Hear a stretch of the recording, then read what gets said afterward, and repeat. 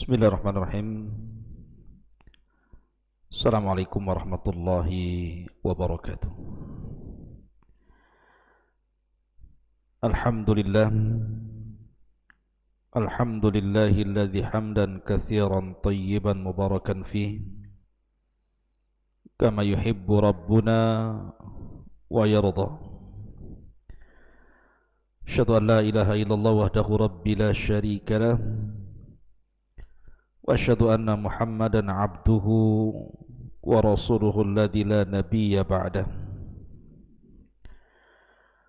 Wa qala Allahu azza wa jalla: Ya ayyuhalladzina amanu taqullaha haqqa tuqatih wa la tamutunna illa wa antum muslimun.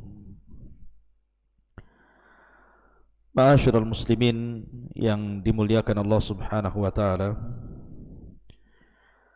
Alhamdulillah, di malam hari ini kembali kita bisa duduk untuk bertalabul ilmi dari Masjid Pesantren Tahfidz Al-Quran dan Bahasa Arab, Masjid Jabal Uhud Al-Islami, Tiban, Kampung Tiban, Kepulauan Riau. Kemudian salawat dan salam kita haturkan kepada Rasul kita yang mulia alaihi salatu wassalam. Allahumma salli ala Muhammad wa ala alihi wa sahbihi wa man sara ala nahjihi ila yaumiddin. Pembahasan di malam hari ini kita akan membahas tentang siapa manusia yang akan dipanggil pertama untuk dihisab pada hari kiamat. Ma'asyiral muslimin yang dimuliakan Allah Subhanahu wa taala. Kita tahu bahwa hikmah hisab itu dhuhuru fadailil muttaqin wa manakibihim. Dengan adanya hisab maka tampak keistimewaan orang-orang yang bertakwa. Fayazdadu syukrahu lillah, maka mereka semakin bertambah rasa syukurnya kepada Allah Subhanahu wa taala, karena selama mereka beramal di dunia ternyata tidak sia-sia. Kemudian yang kedua, bayanu adlillahil mutlaq. Ada keterangan keadilan Allah Subhanahu wa taala secara mutlak, di mana Allah Subhanahu wa taala berfirman, innallaha la yadlimu mithqala dzarratin wa in taku hasanatun yudha'ifuha wa yu'ti min ladunka ajran 'azima. Sesungguhnya Allah Subhanahu wa taala tidak akan menzalimi walaupun sebiji zarah. Jika engkau mendapatkan atau memperoleh kebaikan, maka akan dilipat gandakan dan akan diberikan kepadanya pahala yang sangat besar. Artinya dengan adanya hisab, Allah ingin menunjukkan keadilannya. Ma'asyiral muslimin yang dimuliakan Allah Azza wa Jalla, kita tahu bahwa manusia dalam masalah hisab ini terbagi menjadi 3 kelompok. Sinfani la yus'alani anil amal. Ada 2 kelompok tidak akan bertanya atau tidak akan ditanya soal amalan. Mereka adalah al-anbiya, para nabi. Para nabi tidak akan ditanya soal amalannya. Kemudian yang kedua, wal musyrikun, orang-orang musyrik. Karena para nabi langsung masuk surga tanpa hisab, dan orang-orang musyrik langsung masuk neraka tanpa hisab. Kemudian kelompok yang ketiga adalah kelompok yang ditanya soal amalannya, dan mereka orang-orang yang beriman dan juga orang-orang fasik. Makanya Allah Subhanahu wa taala mengatakan, wala yus'alu an dzunubihimul mujrimun, dan tidaklah ditanya tentang dosa-dosa mereka orang-orang yang berbuat kejahatan. Fa yauma idzin la yus'alu an dzambihi insun wala jan. Pada hari itu tidak akan ditanya soal dosa manusia dan jin. Tapi dalam ayat yang lain, fala nas'alanna alladziina ursila ilaihim wala nas'alannal mursalin. Sungguh kami akan bertanya kepada orang-orang yang diutus kepada mereka, dan sungguh kami akan bertanya kepada para utusan. Ma'asyiral muslimin yang dimuliakan Allah Azza wa Jalla, pembahasan kita, lalu siapa orang yang pertama kali dipanggil untuk dihisab? Ma'asyiral muslimin yang dimuliakan Allah Subhanahu wa taala, apabila umat Nabi sallallahu alaihi wasallam sudah dikumpulkan di padang mahsyar, mulai daripada orang yang pertama hidup sampai orang yang terakhir mati, mulai sejak zaman Nabi Adam alaihi salatu wassalam sampai orang yang hidup ketika kiamat dibangkitkan, mereka dikumpulkan di padang mahsyar. Maka umat Nabi sallallahu alaihi wasallam adalah orang yang pertama dipanggil untuk dihisab. Jadi walaupun umat Islam adalah umat yang terakhir datang, tetapi umat Islam adalah umat yang pertama kali dipanggil untuk dihisab. Dan dari umat Islam ini ada seorang laki-laki dari kabilah Quraisy, dari Bani Mahzum, yang namanya Abdullah ibnul Abdil Asad.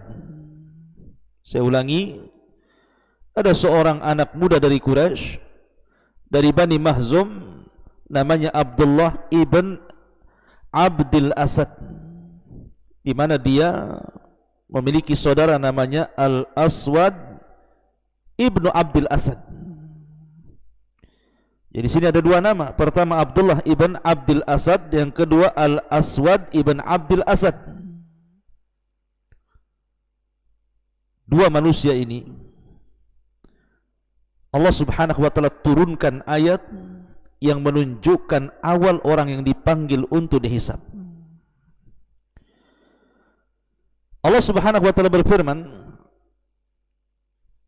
"Fa amma man utiya kitabahu bi yamini fayaqulu ha umqra'u kitabiyah inni dhanantu anni mulaqin hisabiyah fahuwa fi 'ishatir radiyah fi jannatin 'aliyah qutufuha daniyah kulu washrabu hani'an bima aslabtum fil ayyamil khaliyah."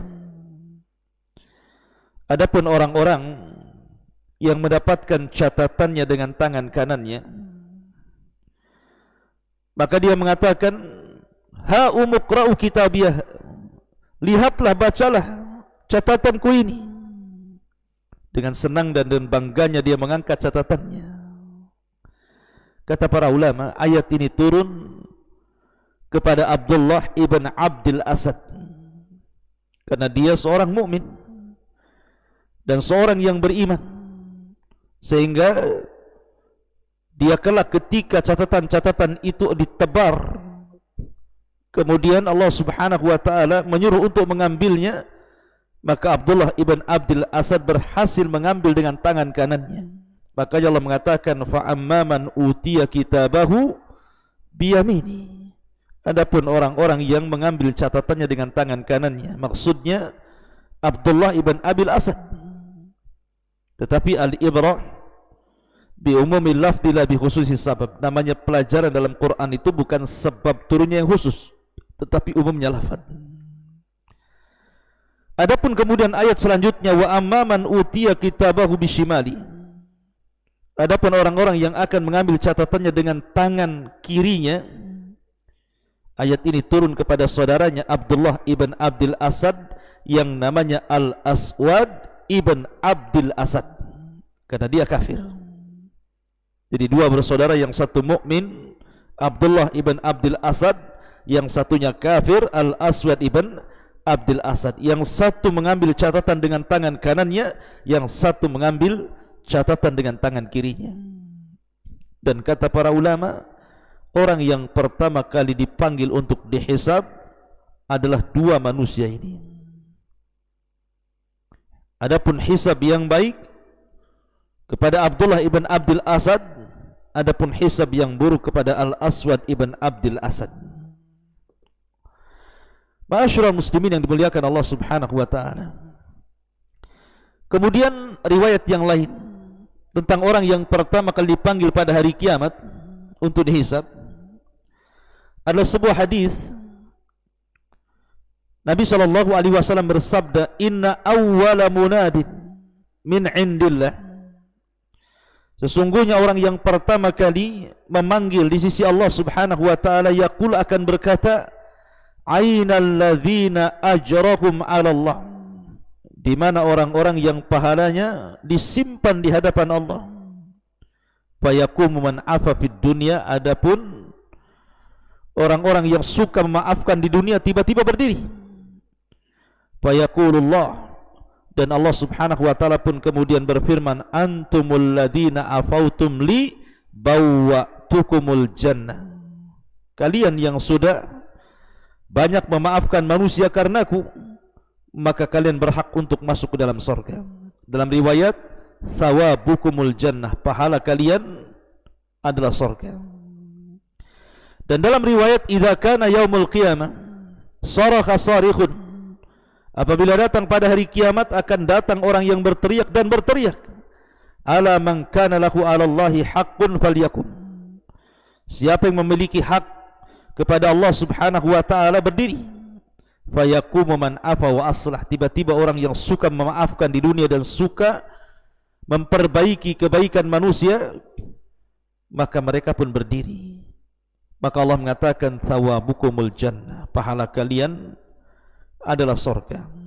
Maka dalam hadis ini, orang yang pertama kali dihisab, dipanggil untuk dihisab adalah orang yang suka memaafkan manusia, mudah untuk memaafkan manusia, tidak pernah menaruh dendam pada hatinya, tidak pernah menaruh hasad pada hatinya. Walaupun seandainya manusia yang salah kepadanya, dia tetap memaafkannya. Dan itu akhlak yang luar biasa. Makanya di surga itu ada satu pintu namanya bab kadiminal ghaid, bab pintu khusus bagi orang-orang yang menahan hawa nafsunya dan tidak suka marah. Makanya Nabi SAW ketika ada seorang sahabat minta dinasihati, maka Rasul mengatakan, la taghdab, la taghdab, la taghdab, faraddada miraran la taghdab, jangan marah, jangan marah, jangan marah. Dan Rasul mengulang-ulang kalimat jangan marah.